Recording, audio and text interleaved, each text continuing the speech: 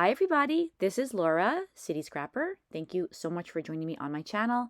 Today I have a layout that I made using Shimmerz Paints and the August color kits.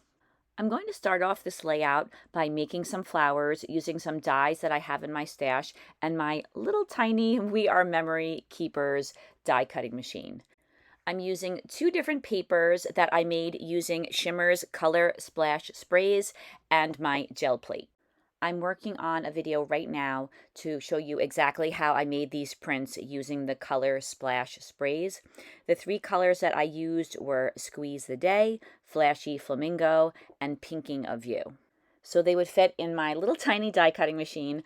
I cut all of the papers into strips that were 6 inches long and 3 inches wide, and I cut out some flowers in a variety of sizes.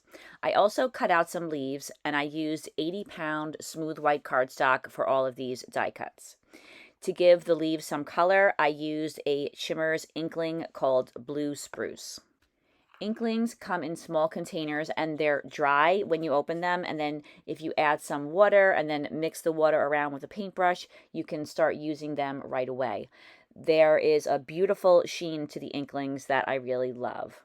I put the leaves aside to dry, and then I began to work on layering the flowers. I've never made flowers like this before, but I bought some tools to make flowers a while back and I thought I would give them a try. This tool has a sphere on either side. One is larger, one is smaller. I ended up trying the smaller side later on off camera, and I thought that that worked really well for these small flowers.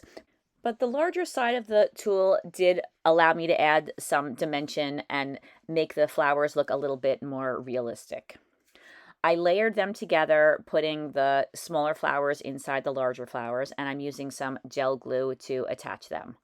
I wasn't sure exactly what I wanted to put in the centers of the flowers. I looked through my dies and I found I had one die that had lots of really tiny flowers on it. I decided that I could use those as centers. So I cut a couple of different styles out of some white paper, and then I once again inked the edges of those with the Distress Oxide in Victorian Velvet, and then I used some gel glue to attach them to the centers of all of the flowers. I liked the way those centers looked, but I thought that I needed a little something else on each of the flowers, and I decided to put one of my favorite embellishments, which is self-adhesive pearls. All of the pearls that I used are very small, but I did vary the size a little bit. You could see on that sticker sheet there are a couple of different sizes, and I like to vary the size and shape of embellishments when possible. Once I added pearls to the centers of all of the flowers, I went back and did a little bit of bending, again, trying to make the flowers look a little bit more dimensional and a little bit more realistic.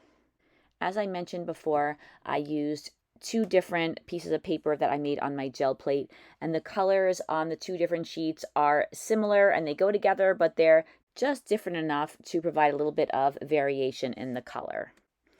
My idea for this layout is to have a large banner. So I took one of the pattern papers, I folded it slightly in half. That's just so I would know where the center of the paper is. Of course, I could have measured it as well. And then I used my ruler to draw a fishtail in the bottom of the paper, and then I carefully cut it out using my scissors. The background paper is from the color kit, and I absolutely love it. It's very subtle, really pretty, and it goes really well with all of the colors in the Shimmerz color kit collection for August. I like the way these two pattern papers go together, but I thought that it would be a good idea to put a border around the large banner just so that the background paper would contrast with the banner. I used a piece of green cardstock that I had in my stash, and I cut a border to go all the way around that large banner. Then once I had the mat for the banner cut out, and it took me a few tries to get it exactly right, I was thinking that I could provide even more contrast with the background by inking the edges. So I used some Distress Oxide in Forest Moss, and I inked the edges of the piece of cardstock. Now I'm going to attach those two layers together. I like to use ATG adhesive to attach most of the elements on my page, especially when I'm attaching paper to paper. Now I'm going to be adding a large circle to the layout. I remember making a layout a while back that had a large banner and a circle on top of it, and I liked the way that looked, so I decided that I would use that idea again. I cut out 2 circles. I used my Creative Memories circle cutting tools to cut them out. The smaller one, which is off to the left, was cut out of the same pattern paper that I used to make the banner. I'm just using the other side of that paper. And then I cut a slightly larger circle out of white cardstock, and I used some Victorian Velvet Distress Oxide to ink the edges. And that provides a little bit more separation between the pattern paper of the banner and the pattern paper of the circle, although the prints are very different in color. I wanted to add a border to the top of the page, so I used an EK Success scalloped punch, and I punched a border out of the same paper that I used to mat the large banner. And then I used a strip of black and white paper from this month's kit, and I layered that on top of the scalloped paper, and I'm going to place that at the top of the page. And then I attached it right down to the top of the page before I misplace it somewhere on my table. And that may sound crazy, but I can't tell you how many times I have misplaced photos and different elements on a page and spent lots of time looking for them. I'm using a photo from quite a few years ago. This is of both of my daughters when we went on a trip to Lancaster, Pennsylvania. I mounted the photo on some white cardstock, and then again using that same green cardstock I've used on the page already. And then I wanted to use that same black and white striped paper to mat the photo that I used at the top of the page, just to kind of tie everything together. This strip of peach paper that I'm using now, that is part of the gel print that I used to make the flowers. I was going to use that as a mat behind the whole photo, but then I decided I didn't want everything to be so symmetrical and have one side mirror the other. So in the end, I decided that I was going to do something a little bit different with that orange paper, and I do that in a little while. Now I'm using some gray paper to mat the photo, and I use my green dauber that has some Forest Moss Distress Oxide left on it to ink the edges. Now I'm attaching the circle down to the banner. I kind of wish that I had moved the circle a little bit further to the left. I don't dislike the composition, but my eye is telling me that it would have looked a little bit better moved over slightly to the left. So now I attached the whole unit down, and then I was thinking that I could cut a border strip to put on the left-hand side to break up all of that symmetrical matting of the photo. So I used a small Fiskars punch. I punched out a border of scallops, and then I inked the edge.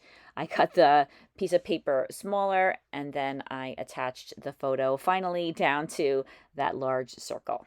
Now I'm going to start bringing the flowers that I made earlier to the layout.